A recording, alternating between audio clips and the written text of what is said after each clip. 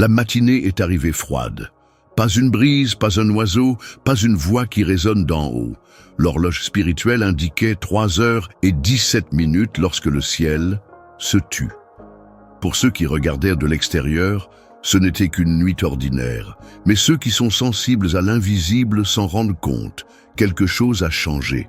Ce matin-là, un intercesseur s'est réveillé effrayé, mais n'a pas pu prier. Un jeune prophète a regardé sa Bible, mais n'a pas eu le courage de l'ouvrir. Une fidèle dotée de dons de guérison a essayé de chanter, mais sa gorge est devenue sèche. Et pendant que le monde dormait, le silence du ciel commença à peser sur les élus comme une couverture de plomb. Saviez-vous que dans les périodes historiques de grande distance spirituelle collective, comme en témoigne l'Antiquité, dans des siècles de silence prophétique, les manifestations divines ont cessé pendant des générations entières? Entre le dernier prophète de l'Ancien Testament, Malachie, et l'émergence de Jean-Baptiste, environ 400 ans se sont écoulés sans aucune nouvelle révélation enregistrée. Maintenant, voici la question qui résonne parmi ceux qui ont été appelés. Pourquoi Dieu reste-t-il silencieux avec ceux qu'il a lui-même séparés? La réponse est simple et déconcertante. Parce que certains font trop de bruit pour entendre sa voix. Faites partie de notre famille spirituelle. Abonnez-vous à la chaîne aujourd'hui et commentez « Je crois » ci-dessous, comme symbole que vous acceptez votre rôle dans cette grande transition. Laissez votre énergie compter parmi les élus. Le moment est venu. Le chaos que les élus déguisent en routine. Nous ne parlons pas de gens ordinaires. Cet avertissement ne s'adresse pas à ceux qui n'ont jamais eu d'expérience d'euphorie. Il est exclusif à ceux qui, à un moment donné, ont été séduits par la présence, utilisés dans la prophétie, guidés dans les rêves, choisis parmi tant d'autres. Cependant, ces derniers temps, ces mêmes élus ont commencé à entrer dans un cycle de auto-tromperie silencieuse. Ils se réveillent, suivent des routines mécaniques, publient des vers en ligne, partagent des phrases percutantes, mais évitent d'affronter une cruelle vérité. Ils ont perdu leur sensibilité spirituelle et pourtant, ils continuent à fonctionner comme si tout allait bien. Ils ne sont pas en rébellion ouverte. Ils n'ont pas renié leur foi. Ils n'ont pas annoncé leur retrait. Mais ils ont accepté de vivre sur pilote automatique spirituel. Et c'est là que réside le danger. L'absence de scandales extérieurs masque l'effondrement interne. Il n'y a pas de péché visible, mais il y a un abandon secret. Il n'y a pas d'adultère physique, mais il y a une infidélité dans le temps de dévotion. Il n'y a pas de mensonge, mais il y a de la négligence vécue. La blessure qui ne saigne pas mais paralyse, une étude publiée par le Lifeway Research Institute en 2023, a révélé que plus de 64% des dirigeants et serviteurs actifs des communautés religieuses déclarent actuellement ressentir un certain niveau de déconnexion émotionnelle avec Dieu, même s'ils occupent des rôles importants. Cela signifie que la majorité fonctionne dans le ministère, mais handicapée interne. Et toi ? Vous êtes-vous déjà senti comme quelqu'un qui est encore utilisé par Dieu, mais qui sait au fond de vous que vous n'êtes plus connecté comme avant? C'est le profil qui est exposé en ce moment. Des gens qui ont vu le ciel s'ouvrir, mais qui vivent aujourd'hui avec lui enfermé. Des gens qui sentaient autrefois le feu dans leurs os, mais qui tremblent désormais face au froid qui s'est emparé de leur esprit. Dieu parle encore, mais il a choisi le silence comme réponse. Le silence de Dieu n'est pas une absence, c'est une correction. Lorsque le Père se tait, il crie un autre message. Je ne réponds plus parce que tu as arrêté d'écouter sincèrement. Et ce n'est pas une punition, c'est une stratégie. Dieu sait que le bruit des activités religieuses, l'excès des distractions et le confort des apparences trompent même les plus mûrs. C'est pourquoi, parfois, il éteint toutes les lumières extérieures pour que vous preniez conscience de l'obscurité qui s'est installée en vous. Cette première partie du message n'est pas un jugement, c'est une chance. Si vous lisez ceci le cœur lourd, sachez, tu es toujours sur son radar. Le silence peut faire mal, mais il reste une forme de communication. Et si quelque chose vous dérange encore, il est encore temps de revenir. Réflexion pour les élus. Vous n'avez pas perdu votre onction. Pas encore. Mais il est en cours de test. Vous n'avez pas été remplacé. Pas encore. Mais quelqu'un se prépare déjà. Vous n'avez pas été oublié. Pas encore. Mais son nom résonne dans une cour invisible où se prennent les décisions spirituelles.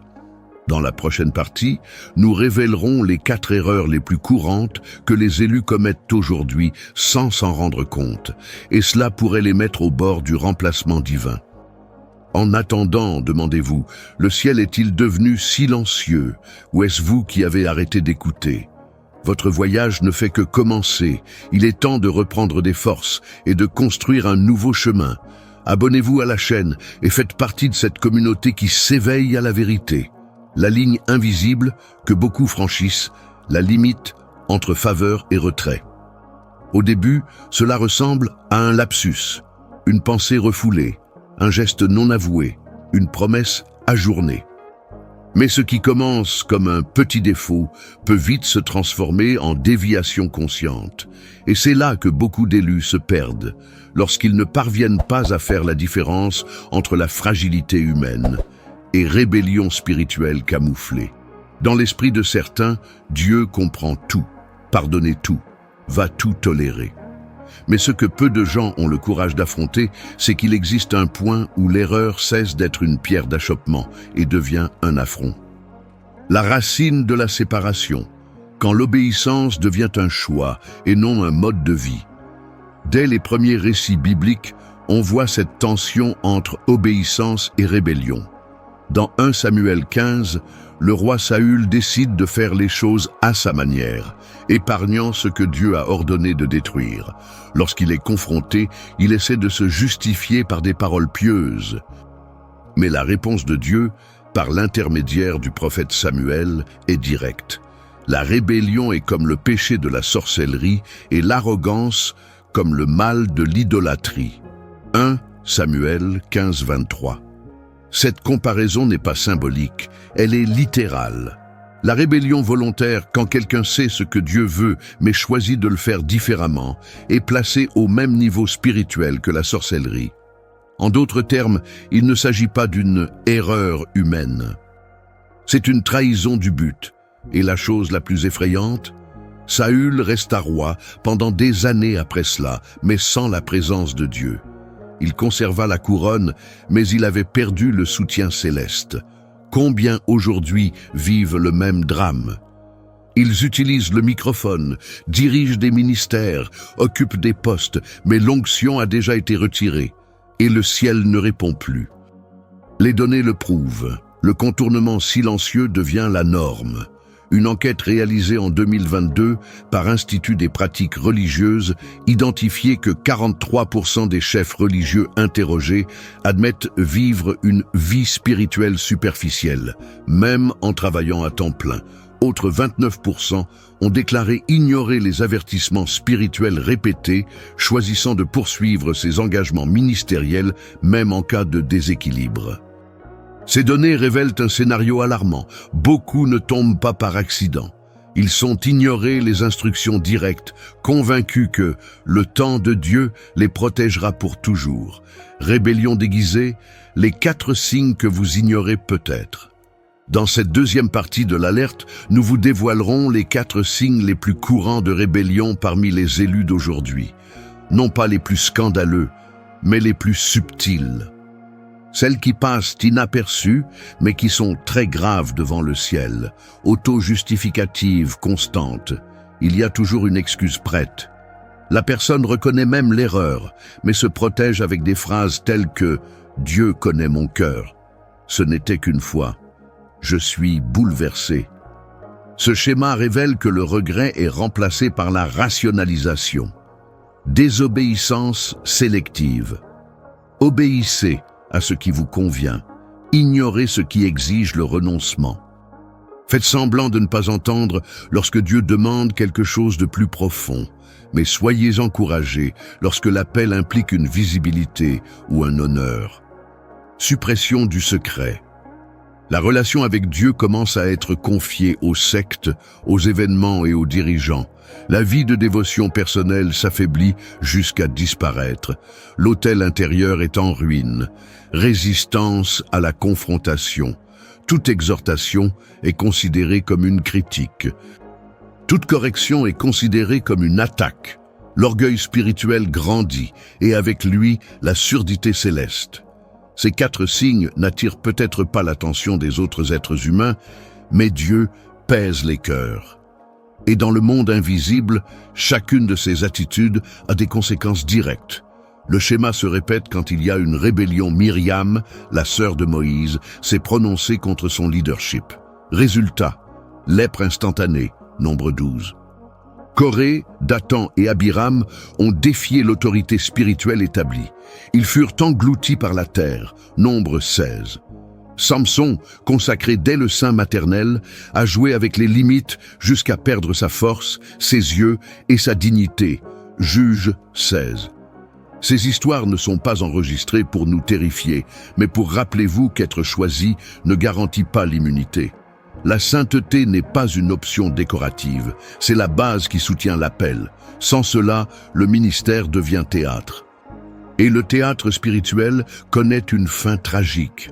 Le prix à payer pour continuer là où Dieu n'est plus beaucoup reste dans des positions que le ciel a déjà révoquées. Ils continuent de servir, mais dans une rébellion silencieuse. Non pas parce qu'ils ont perdu la foi, mais parce qu'ils ont choisi d'ignorer les instructions. Comme si Dieu était flexible avec ce qu'il avait lui-même établi. Mais la vérité est la suivante. Le ciel ne négocie pas les principes. La présence ne réside pas dans la rébellion.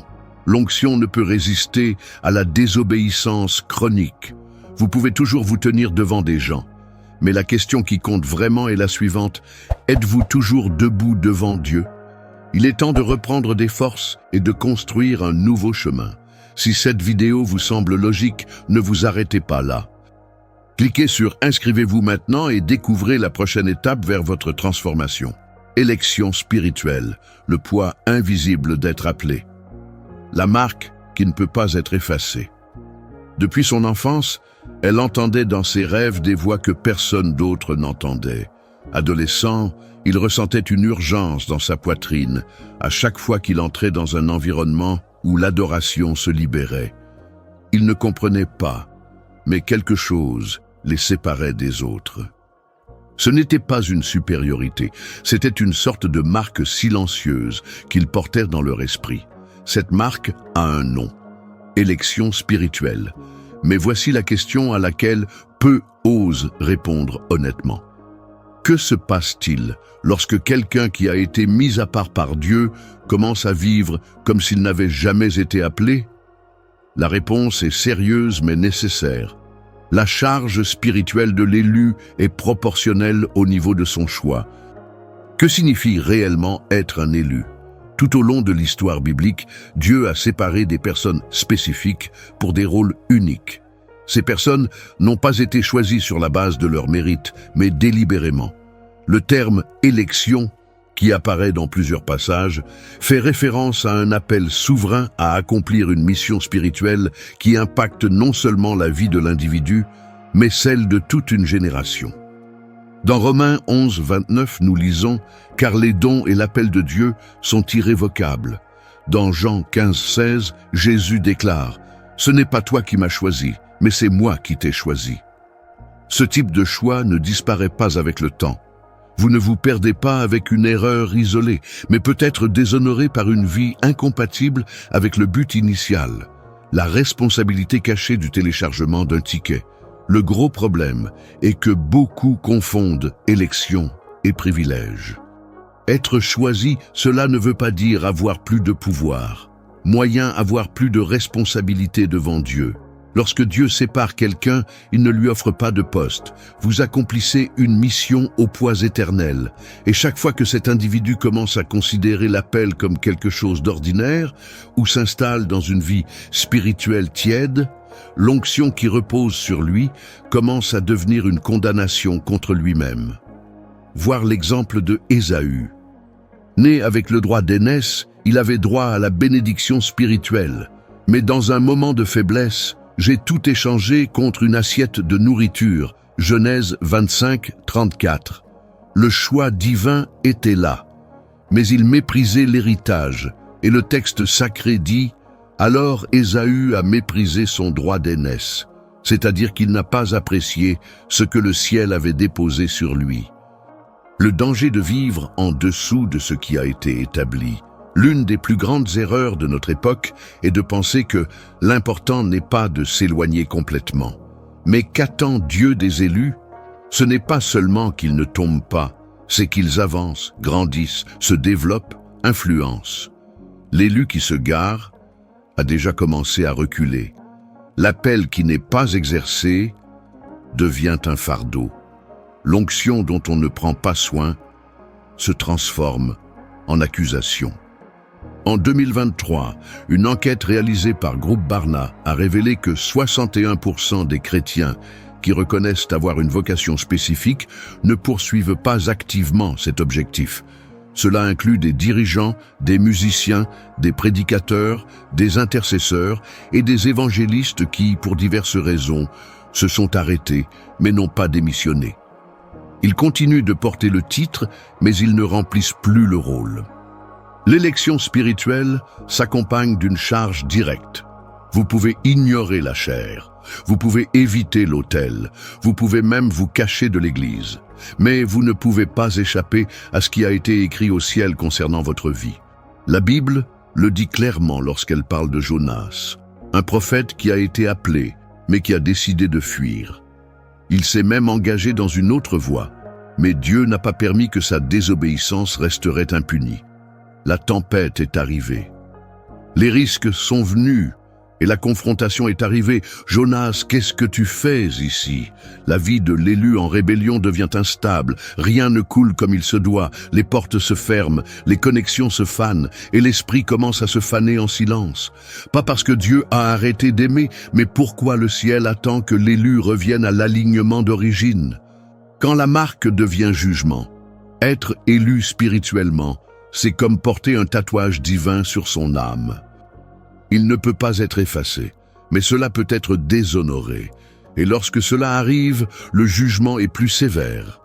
Pas parce que Dieu est cruel, mais parce que il ne peut pas permettre que son nom soit représenté par quelqu'un qui n'éprouve plus la peur nécessaire. L'élection requiert de la vigilance, le choix a des conséquences, et ignorer cela peut être fatal. Dans la partie suivante, nous exposerons les effets spirituels et émotionnels que le silence de Dieu provoque dans la vie des élus et comment ce silence est en fait une forme de discipline et non d'abandon. Êtes-vous prêt à aller plus loin? Partagez ces connaissances avec le monde. Ensemble, nous pouvons diffuser ce message et aider davantage de personnes à devenir libres. Abonnez-vous à la chaîne et envoyez cette vidéo à tous ceux qui ont besoin d'entendre cette vérité. Alerte divine. Quand Dieu ne répond pas, quand le ciel se tait, quelque chose a déjà été décidé. Avez-vous déjà essayé de prier et eu l'impression de parler au vent? Avez-vous déjà remarqué que même avec les mains levées, votre esprit ne bougeait plus?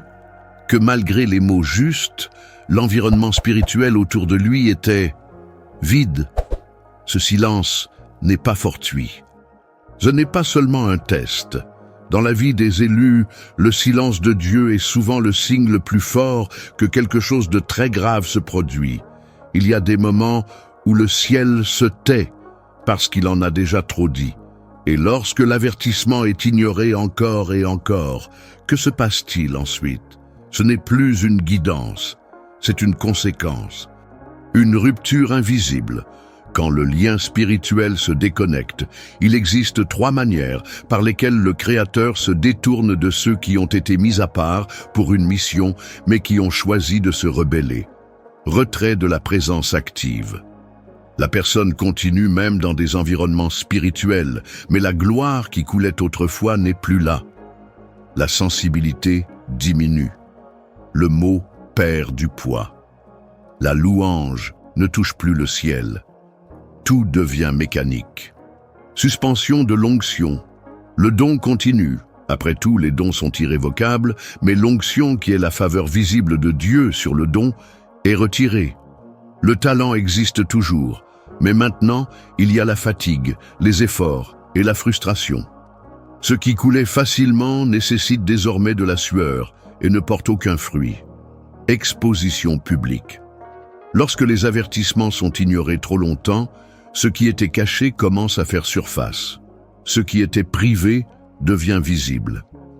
Non pas comme une punition immédiate, mais comme une forme de justice spirituelle.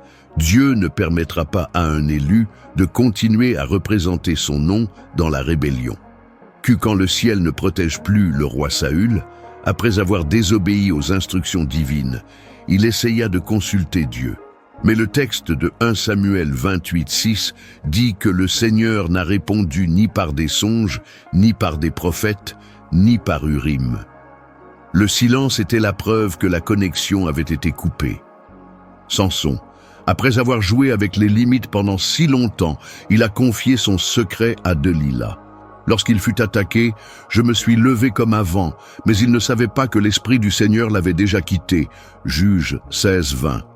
Le corps était encore fort, mais la couverture céleste avait disparu. Judas Iscariote. J'avais un accès direct à Jésus. J'ai marché avec lui. Je faisais partie du cercle le plus intime, mais il a choisi la voie de la trahison.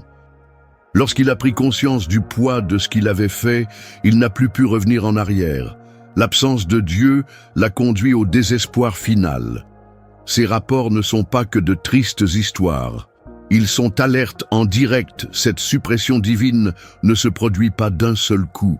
Cela se fait par étapes, toujours précédé d'avertissements, d'invitations au repentir, de chances de réalignement. Conséquence de la séparation. L'impact total sur la vie de l'élu. Lorsque Dieu se retire de l'équation, le chaos s'ensuit. Les effets ne sont pas seulement spirituels, ils sont visibles dans tous les domaines de la vie. Déséquilibre émotionnel. L'âme perd sa stabilité. Des crises d'identité surviennent, une profonde insécurité, une angoisse inexpliquée et un sentiment constant de vide. Chemin bloquant. La faveur qui a ouvert les portes est suspendue. Les opportunités s'amenuisent. L'influence diminue. Ce qui était autrefois fluide trouve désormais de la résistance partout. Honte publique, ce qui était caché par miséricorde, commence à se révéler. Les gens qui admiraient le ministère s'éloignent. La réputation s'effondre. La confiance est érodée. Spirituellement, en effet, même entouré de monde, l'élu se sent seul, parce que le véritable isolement n'est pas géographique. C'est alors que le ciel ne bouge plus ensemble. Une enquête sur Institut américain de santé pastorale en 2023 a souligné que 42% des chefs spirituels en crise morale ont reconnu avoir ignoré les signes d'alerte interne pendant plus de 18 mois avant de tomber. Cela montre que Dieu prévient, réavertir, et alors seulement permet la conséquence. Quand le silence est miséricorde et aussi discipline, il y a quelque chose qu'il faut comprendre. Le silence de Dieu n'est pas la fin. C'est la dernière chance avant la chute totale. Si vous avez l'impression que le ciel s'est tu, cela pourrait être le plus grand acte de miséricorde de l'Éternel dans votre vie, parce qu'il est encore temps de revenir. Il y a encore un écart. Mais si l'alerte est à nouveau ignorée, la prochaine étape ne sera pas le silence. Ce sera honteux. L'amour de Dieu est parfait, mais sa justice n'est pas négociable. Et lorsque l'élu insiste sur la grâce moqueuse, le trône lui-même intervient. Dieu ne protège pas la désobéissance. C'est dur, mais c'est vrai. Dieu ne soutient pas la rébellion. Il est patient et plein de compassion. Mais quand quelqu'un qu'il a mis à part choisit de mépriser cet appel, le ciel lui-même devient opposition. Perdre l'onction, c'est comme perdre l'oxygène de la marche spirituelle. Continuer sans cela est dangereux et souvent irréversible. Dans la partie suivante, nous aborderons ce que beaucoup évitent de discuter. Comment il est possible d'inverser cette condition et ce que signifie réellement restaurer l'alliance rompue avec Dieu. Pour ne manquer aucun message de Dieu, cliquez sur le bouton « Abonnez-vous ». Écrivez « Je suis prêt » dans les commentaires et commencez à aligner votre énergie sur la transformation à venir. Quand la douleur enseigne plus que les mots. Pourquoi Dieu permet-il la douleur? Vous êtes-vous déjà demandé pourquoi, même si vous cherchez Dieu, il y a encore des moments de douleur si intenses qu'il semble impossible de continuer? La souffrance n'est-elle qu'une conséquence aléatoire? Ou se pourrait-il que, derrière les larmes, se cache un but plus grand? La réponse est déconcertante mais libératrice. La douleur est souvent la seule voix que nous pouvons entendre lorsque nous décidons d'ignorer toutes les autres. La discipline qui transforme, quand Dieu parle à travers la douleur, la souffrance n'est pas toujours une punition. Dans de nombreuses situations, c'est un outil de réalignement spirituel. Lorsque le cœur devient sourd à la direction de l'esprit, Dieu permet à l'inconfort de nous réveiller.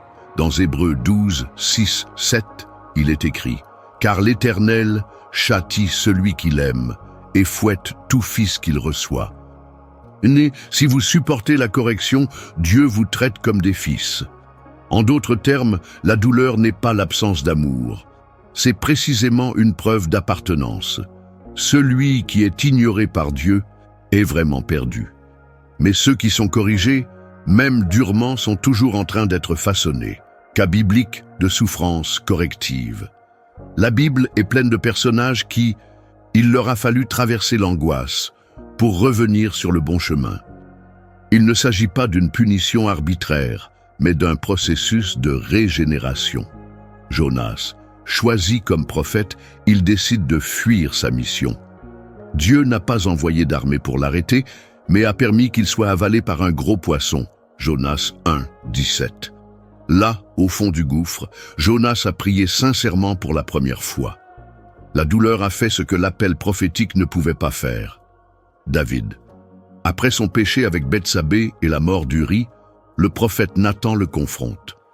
Dieu ne l'abandonne pas, mais laisse se manifester la conséquence. Le fils de l'adultère meurt. 2 Samuel 12.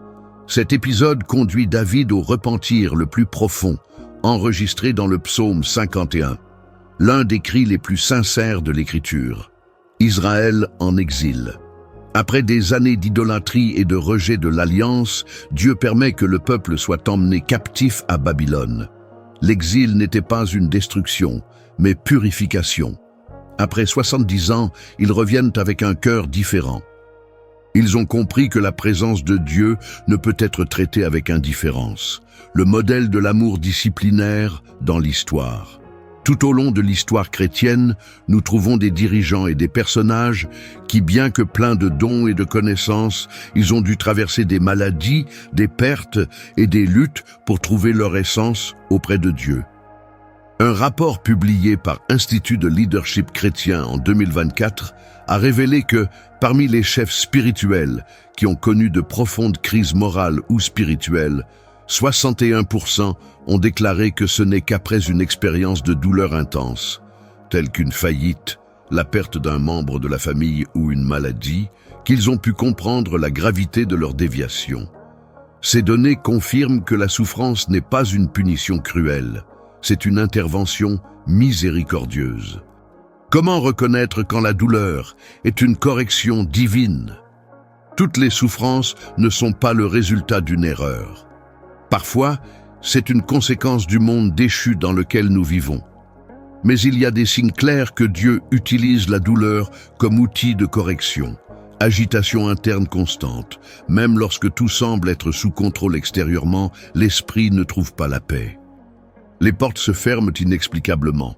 Les chemins qui étaient auparavant ouverts deviennent inaccessibles. Les personnes clés partent. Dieu commence à supprimer les soutiens et les alliances qui soutenaient l'erreur. Intense conviction que quelque chose ne va pas. La conscience spirituelle devient plus sensible et le repentir commence à grandir. Ces symptômes ne doivent pas être ignorés. Ils sont panneaux d'avertissement, appelant l'élu pour un repositionnement urgent. La différence entre correction et punition. Il existe une frontière très claire entre la souffrance corrective et le jugement définitif. La correction vise la restauration, le jugement vise la séparation. Même s'il y a de la douleur avec un appel au repentir, il y a de l'espoir. Le problème commence lorsque la souffrance ne génère pas de changement et que le cœur reste endurci. Dieu n'est pas satisfait de la douleur de ses enfants. Mais cela lui permet de remplir un rôle que le confort ne pourrait jamais remplir, revenir au centre de la volonté divine. Là où ça fait mal, Dieu travaille. Il est déconcertant de penser que la même main qui guérit peut aussi trembler. Mais c'est exactement ainsi que Dieu façonne ses élus, avec fermeté, mais toujours dans un but d'amour. Si vous traversez un moment de douleur inexplicable, arrêtez-vous et réfléchissez. Y a-t-il quelque chose que vous ignorez? Y a-t-il un domaine dans lequel vous refusez de répondre? La douleur, lorsqu'elle est bien comprise, est un pont vers la présence. Et la souffrance, lorsqu'elle n'est pas rejetée, peut devenir la pièce où Dieu restaure les ministères brisés. Si vous ressentez cet appel en vous, abonnez-vous à la chaîne et écrivez « Je suis choisi » dans les commentaires. Déclarez que vous êtes prêt à recevoir ce qui vous est déjà réservé. La fin d'une ligne, le début d'une décision. Le temps s'est écoulé, pas le hasard. Tout au long de ce message, nous avons vu une ligne fine entre la faveur divine et les conséquences spirituelles. Il était clair que l'appel n'immunise personne contre la discipline et qu'être choisi apporte plus de responsabilités que de privilèges. Il est maintenant temps d'aborder le dernier point, parce qu'après tous les avertissements, il ne reste plus qu'une chose, le positionnement, le poids de choix. Peu importe le talent d'une personne, le nombre de prophéties qu'elle a reçues ou le nombre de dons qu'elle manifeste. Ce que Dieu veut, c'est caractère obéissant. Il ne négocie pas ses principes, jamais négocié. Ni avec Adam, ni avec David, ni avec Samson, ni avec vous.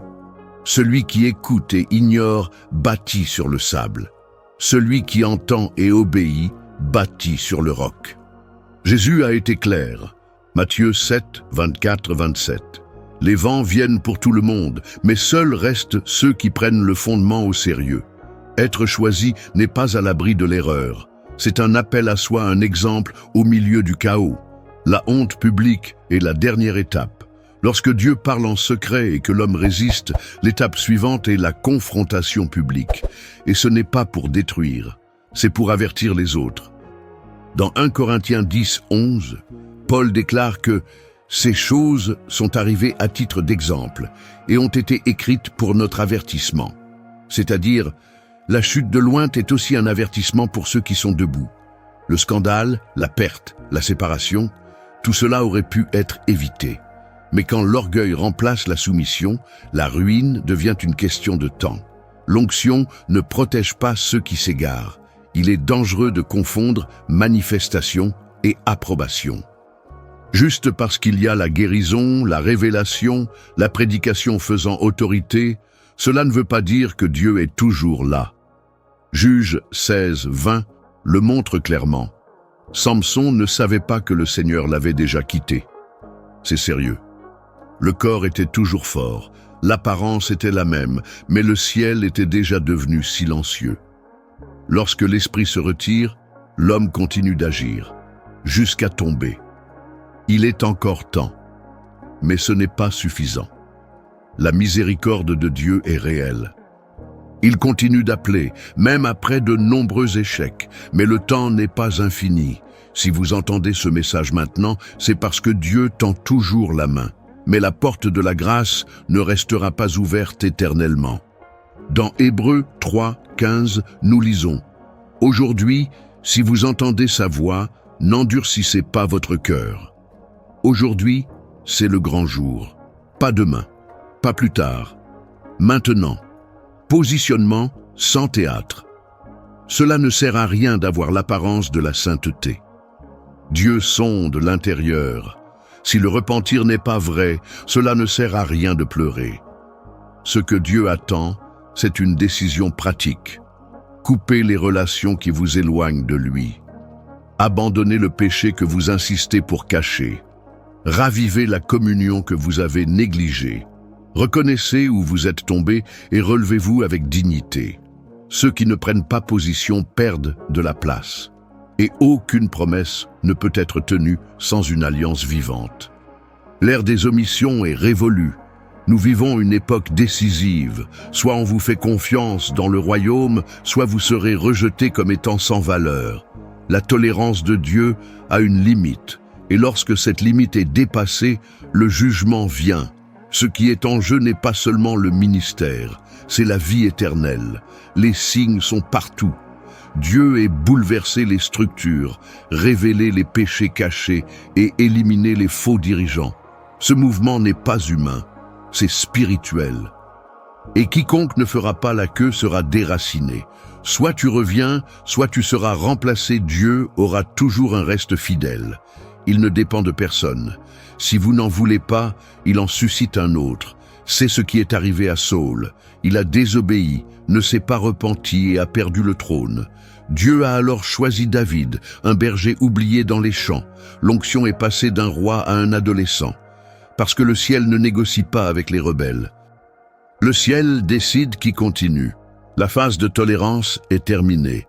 Dieu fait le ménage. Soit vous vous repentez et revenez à la position d'honneur, soit on se souviendra de vous comme de celui qui avait tout et qui l'a jeté. C'est la réalité.